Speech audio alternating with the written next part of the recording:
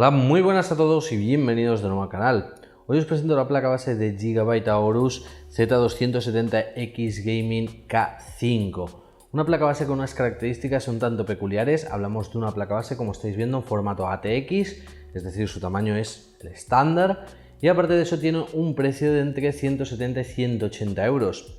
¿Y por qué tiene ese precio? ¿Qué características nos ofrece? Pues vamos a empezar como siempre por el principio. No voy a hacer el unboxing, pero os voy a repasar las características que pone en la caja y que básicamente es lo que nos ofrece esta placa base, y luego la veremos más en detalle para ver todos sus conectores y pues especificar un poco más todas estas características.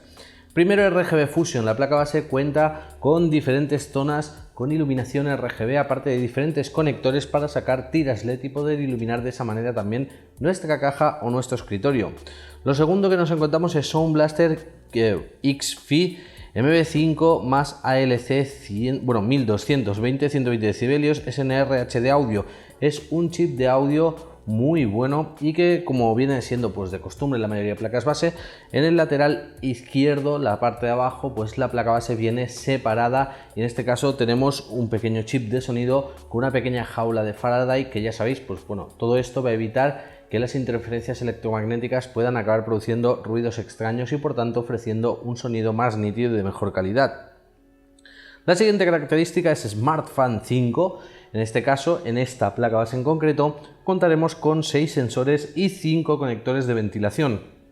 Debo decir que SmartFan 5, el sistema de Gigabyte, permite que algunos conectores sean híbridos. Esto quiere decir que un conector, por ejemplo, como el de la CPU, podemos decidir si vamos a conectar un ventilador, si vamos a conectar una bomba de refrigeración líquida, un kit all-in-one, y eso lo podemos configurar desde BIOS o desde el software para que el conector y su tensión de corriente se adapte lo mejor posible al sistema que conectemos. La siguiente característica que nos encontramos es Killer E2500 Gaming Network. Es otra característica de las placas base de Aorus, que en este caso es un sistema que nos permite que a través de su puerto Gigabyte LAN podamos reducir un poco la latencia en los juegos y en determinadas aplicaciones, ¿vale? Todo esto es configurable desde uno de los softwares de Gigabyte. La siguiente característica es quizá una de las más interesantes para mí de esta placa base, y es que nos dice triple NMV PCI Express SSD in RAID 0 Support. Y es que esta placa base viene con unos conectores que nos permite utilizar los 3 puertos M.2 para conectar desde ahí un cable que nos permite combinarlos con los U.2 y de esta forma utilizar todas esas unidades SSD bajo protocolo NMV, ya sabéis, Non Volatile Memory Express, y combinarlas en RAID 0 para poder ofrecer una mayor tasa de velocidad y una unidad general de almacenamiento más grande, es decir, una sola unidad lógica más grande y aparte de eso pues algo más rápida en escritura y en lectura. También tiene soporte de Fast USB 3.1 generación 2 Solution, es decir, son los típicos puertos USB 3.1 pero en este caso de generación 2, que son algo más rápidos, y aparte de eso pues conectamos tenemos los típicos conectores del tipo A o del tipo C reversibles. Otra de las características interesantes que, bueno, aquí viene detallado muy pequeñito, son los USB DAC 2, que hay 2 USBs amarillos en la parte de atrás de la placa base, justo debajo de los conectores PS2, y que se pueden regular de voltaje.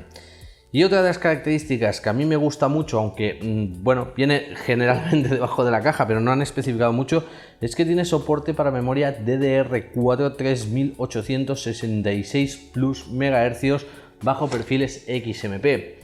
Ahora que ya sabéis más o menos las características por encima, esta placa base pues os voy a decir lo típico: soporta la sexta a la séptima generación de Intel, tiene soporte para tecnología Intel Optane, como veis tiene puertos M.2, PCI Express blindados, es ya muy característico en la marca encontrar este tipo de placas. Ahora bien, vamos a echarle un repaso total a todos los conectores, a toda la placa base más de cerca, y luego pues os digo qué me parece a mí, si recomendaría o no su compra y por qué. Bueno, vamos a echarle un vistazo rápido a la placa. Lo primero que vemos son 2, 4, 6 y 7 fases de alimentación, en este caso para el procesador. Como estáis viendo, no es una placa base que tenga muchas fases de alimentación, pero van a ser más que suficientes para hacer un OC medio. En la parte superior nos encontramos un conector del ventilador, System Fan, un conector de 8 pins para la alimentación del procesador, el conector del ventilador para la CPU Fan y el CPU optativo. Los podemos configurar, como os había dicho, de diferentes modos. Luego nos encontramos para colocar 4 DIMMs de memoria RAM que, como estáis viendo, son blindados y al mismo tiempo con iluminación RGB. Nos encontramos con el System Fan 2, el segundo conector para el ventilador del sistema, el conector de alimentación de 24 pins, la típica plaquita que ya vemos en muchas placas base de Gigabyte, que como estáis viendo eso se ilumina. Y aparte de eso, debo decir que tenemos 2 puertos USB 3.0, algo muy interesante. Pero lo interesante de esta placa empieza en la parte inferior, es la parte inferior. Vamos a empezar por los, primero por los puertos PCI Express. Nos encontramos con un puerto PCI Express de 16 líneas de largo y aparte 16 líneas totales. Otros 2 puertos de 16 líneas de largo, pero solo tienen pins hasta los 8X, es decir, son de 16X de tamaño, pero solo de 8X. Los 3 puertos PCI Express vienen blindados y la placa base es compatible con Sly de Nvidia y AMD Crossfire, así que podremos combinar diferentes tarjetas gráficas.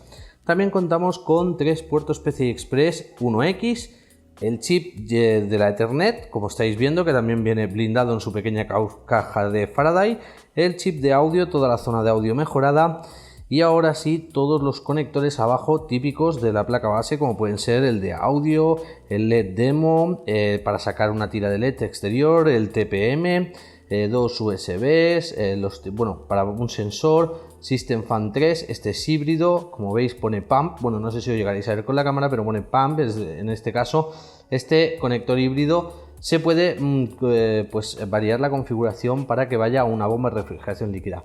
Los típicos conectores para la caja, para hacer reset de BIOS, y ahora sí, entremos en materia porque tenemos un puerto M.2, otro puerto M.2, como estáis viendo, el de arriba soporta unidades de hasta 110, el de abajo hasta 80, y aparte de eso tenemos 2 puertos U.2 y un Serial ATA Express que podemos combinar, pues todas estas unidades, es decir, todas funcionan bajo protocolo PCI Express y las podemos combinar para tener 4 unidades en RAID 0. Vamos a darle la vuelta a la placa, pero en este caso lo voy a hacer así, de forma muy rápida, para que veamos, pues desde este lateral, como veis, tenemos el conector SATA Express, tenemos 3 conectores SATA Express. Yo pensaba que era uno, pero ya veo que al final son 3, que bueno, ya sabéis, pueden funcionar a modo independiente, SATA-SATA, o bien un SATA Express, SATA-SATA o SATA Express, lo que nos daría una total capacidad de 6 SATAs individuales o 3 SATA Express. Combinados con el U.2, con los 2 M.2, tenemos suficientes características para poder alojar nuestras unidades de almacenamiento y combinarlas de unas maneras increíbles. Eso es lo que más me gusta de esta placa, que es bastante modular en ese sentido. Ahora vamos a verla por la parte de atrás y también me parece muy interesante. Voy a comprobar que se vea bien en la cámara. Perfecto, por la parte de atrás nos encontramos un puerto PS2, los 2 USBs amarillos que, como os decía, son 2.0, pero en este caso podemos regular el voltaje. Tenemos una salida DisplayPort, una HDMI para poder conectar nuestros monitores directamente, pues si nuestro procesador tiene núcleo gráfico. Tenemos un USB 3.1 reversible, USB 3.1 del tipo A, USB 3.0 del tipo A, 2 USBs más 2.0, nuestro conector RJ45 para Gigabyte LAN y nuestra salida de sonido 5.1 con salida óptica. Como estáis viendo, es una placa que su característica más interesante pues quizás sea la combinación de los diferentes dispositivos de almacenamiento. Ahora bien, yo creo que ya vista la placa voy a daros mi opinión acerca de esta placa base.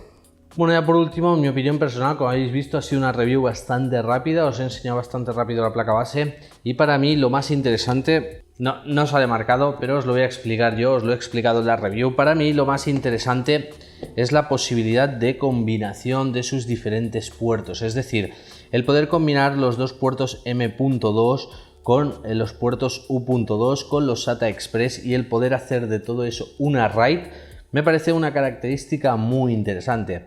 Básicamente todos vamos teniendo unidades de almacenamiento, casi todos tenemos un SSD y algún disco duro, pero por ejemplo algunos frikis como yo acabamos almacenando más de un SSD. Yo creo que tengo 3 o 4 SSDs y una unidad M.2, pues bueno, si los tengo los puedo utilizar como unidades independientes, cada una independiente, pero ¿por qué no? Si tengo la posibilidad, pues también me gustaría pues poderlos combinar de una manera para que puedan tener una RAID y de esa forma acelerar el total de la unidad. Creo que en ese aspecto esta placa base lo ha hecho muy bien. Es decir, no tenemos una placa base como muchas otras que nos trae Gigabyte, como por ejemplo la Gaming 7, que tiene los botones de OC, el sistema de OC. En este caso tenemos una placa base un poco más reducida, por decirlo así, en cuanto a características, pero no carente de nada. Es decir, vamos a tener una placa base más que suficiente para todo lo que necesita la gran mayoría de la gente. Porque realmente muchas de estas placas base, a veces muchas fases de alimentación, mucho OC, pero no todos vamos a hacer OC a nuestros equipos, o no todos vais a hacer OC. Entonces me parece una gran placa base, teniendo en cuenta pues todas sus características, que utiliza el chipset Z270, que eso es lo más alto de gama que hay actualmente para la sexta y séptima generación, descontando los i7 y i9, que es otro chipset diferente, y creo que en ese aspecto es un gran acierto.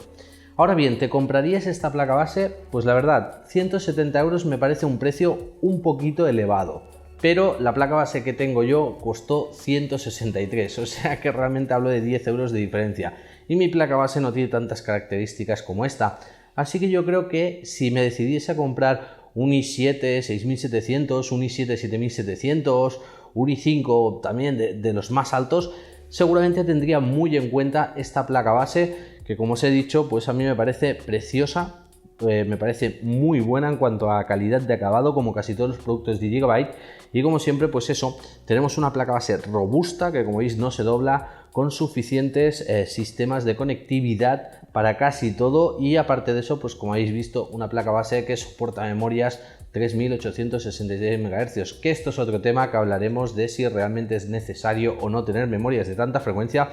Pero bueno, chicos, yo creo que ya está con la review. Hemos visto esta placa base, la verdad es que he tenido unos días para probarla y perfecto. Es más, la he tenido... Uy, perdón. Le pido perdón a una caja.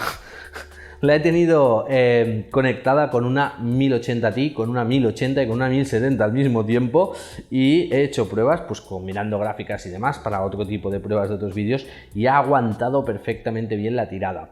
La he probado junto con un procesador i7 7700T, ¿vale? No es el modelo K, es el modelo T, que tiene un consumo más reducido, una frecuencia más reducida, y me ha parecido que funcionaba a las mil maravillas, es decir, genial.